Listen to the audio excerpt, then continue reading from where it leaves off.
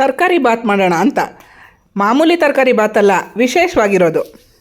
ಸ್ವಲ್ಪ ಎಣ್ಣೆ ಜಾಸ್ತಿ ಬೇಕಾಗತ್ತೆ, ಒಂದು ಅರ್ಧ ಮುಕ್ಕಾಲು ಬಟ್ಲಿಗಿಂತ ಜಾಸ್ತಿನೇ ಬೇಕಾಗುತ್ತೆ ಎಣ್ಣೆ. ಆಮೇಲೆ ಕಡಲೆಬೇಳೆ, ಉದ್ದಿನಬೇಳೆ, ಸಾಸಿವೆ ಹಾಕ್ಬಿಟ್ಟು ಒಣಮೆಣಸಿನ್ಕಾಯಿ ಒಗ್ಗರಣೆ ಮಾಡ್ಕೊಂಬಿಡೋದು. ಅದಕ್ಕೆ ಹೆಚ್ಚಿಟ್ಟಿರೋ ಕ್ಯಾಪ್ಸಿಕಮ್ ಹಾಕ್ಕೋಬೇಕು.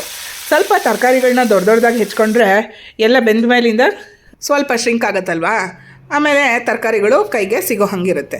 ಆಮೇಲೆ ಹೆಚ್ಚಿ ನೀರಲ್ಲಿ ಹಾಕಿಟ್ಟಿದ್ದಿದ್ದು ಆಲೂಗಡ್ಡೆ, ಒಂದು 2 ಆಲೂಗಡ್ಡೆ ತೊಗೊಂಡಿದ್ದೀನಿ. ಆಮೇಲೆ ಇಲ್ಲಿ ನೋಡಿ, ಬೀನ್ಸು, ಕ್ಯಾರೆಟು, ಆಮೇಲೆ ಬಟಾಣಿ, ಇದು 3 ಬೇಯಿಸ್ಕೊಂಡಿದ್ದೀನಿ.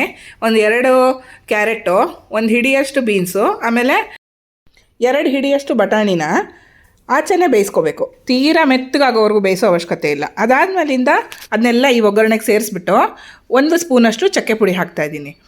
ಅದು ಫ್ಲೇವರ್ ಬರುತ್ತೆ, ಹಾಗಾಗಿ ಚಕ್ಕೆ ಪುಡಿ ಹಾಕ್ಬಿಟ್ಟು ಫ್ರೈ ಮಾಡಬೇಕು. ಆಮೇಲೆ ಮುಚ್ಚಿಟ್ಬಿಟ್ಟು ಒಂದು 5 ನಿಮಿಷ ಚೆನ್ನಾಗಿ ಅದು ರಸ ಎಲ್ಲ ಹೀರ್ಕೊಳ್ಳೋ ಹಾಗೆ, ಚಕ್ಕೆದು ಫ್ಲೇವರ್ ಎಲ್ಲ ಹೀರ್ಕೊಳ್ಳೋ ಹಾಗೆ ಮುಚ್ಚಿಟ್ಬಿಟ್ಟು ಫ್ರೈ ಮಾಡಬೇಕು.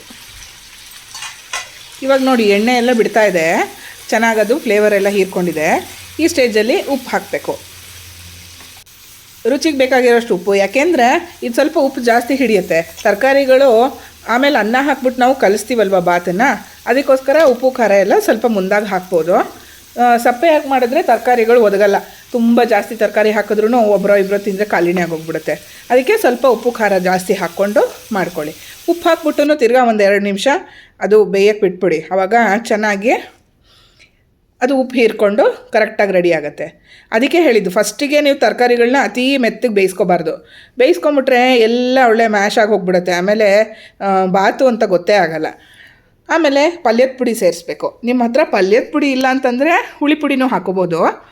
ಒಂದು 2-3 ಸ್ಪೂನಷ್ಟು ನೀವು ಖಾರ ನೋಡಿಕೊಂಡು ಹಾಕ್ಕೊಳ್ಳಿ. ಅದಾದಮೇಲೆ ಎಲ್ಲದನ್ನು ಮಿಕ್ಸ್ ಮಾಡಿಬಿಟ್ಟು ತಿರ್ಗಾ ಇನ್ನೊಂದು ಸ್ವಲ್ಪ ಹೊತ್ತು ಅದು ರಸ ಎಲ್ಲ ಹೀರ್ಕೊಳಕ್ಕೆ ಬಿಟ್ಬಿಟ್ರೆ ನೋಡಿ, ಅದು ಉಪ್ಪು ಖಾರ ಎಲ್ಲ ನೀಟಾಗಿ ಫ್ಲೇವರ್ಫುಲ್ಲಾಗಿ ರೆಡಿ ಆಗುತ್ತೆ.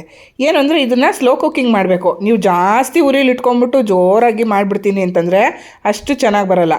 ಸಣ್ಣ ಉರಿನಲ್ಲಿ ಚೆನ್ನಾಗದು ನಿಧಾನವಾಗಿ ಬೇಯಕ್ಕೆ ಬಿಟ್ರೇ ಚೆನ್ನಾಗಾಗೋದು ಇದು. ಆಮೇಲೆ ಕೊಬ್ಬರಿ, ಒಂದು ಅರ್ಧ ಹೋಳಷ್ಟು ಕೊಬ್ಬರಿ ಹಾಕಿದ್ದೀನಿ ನಾನು. ಸ್ವಲ್ಪ ಕೊಬ್ಬರಿ ಜಾಸ್ತಿ ಬೇಕಾಗುತ್ತೆ, ಇನ್ನೇನು ಹಾಕಲ್ಲ ಅಲ್ವಾ, ಉಪ್ಪು ಖಾರ ಕೊಬ್ಬರಿ ಅಷ್ಟೇ ಇದಕ್ಕೆ ಹಾಕೋದು ಬಾತ್ಗೆ. ಅದಕ್ಕೋಸ್ಕರ ಕೊಬ್ಬರಿ ಹಾಕಿಬಿಟ್ರೆ ಫಸ್ಟ್ ಕ್ಲಾಸಾಗಿರುತ್ತೆ. ಇದನ್ನು ನೀವು ಮದುವೆ ಮನೆಗಳಲ್ಲೆಲ್ಲ ತಿಂದಿರ್ತೀರ. ಆಮೇಲೆ ಅನ್ನ ತೋಡ್ಕೊಂಬಿಟ್ಟು ಅನ್ನಕ್ಕೆ ಬಾತ್ ಪಲ್ಯ ಹಾಕ್ಬಿಟ್ಟು ಕಲಿಸ್ಬಿಟ್ರೆ ಫಸ್ಟ್ ಕ್ಲಾಸಾಗಿರೋ ಬಾತ್ ರೆಡಿ. ಈ ಥರ ಒಂದಿನ ನೀವು ಬಾತ್ ಮಾಡಿಬಿಟ್ಟು ನೋಡಿ, ನಿಮಗೆ ಖಂಡಿತ ಇಷ್ಟ ಆಗುತ್ತೆ. ವಾರದಲ್ಲಿ 1 ಸರ್ತಿನಾರು ಮಾಡೋಣ ಅನಿಸುತ್ತೆ.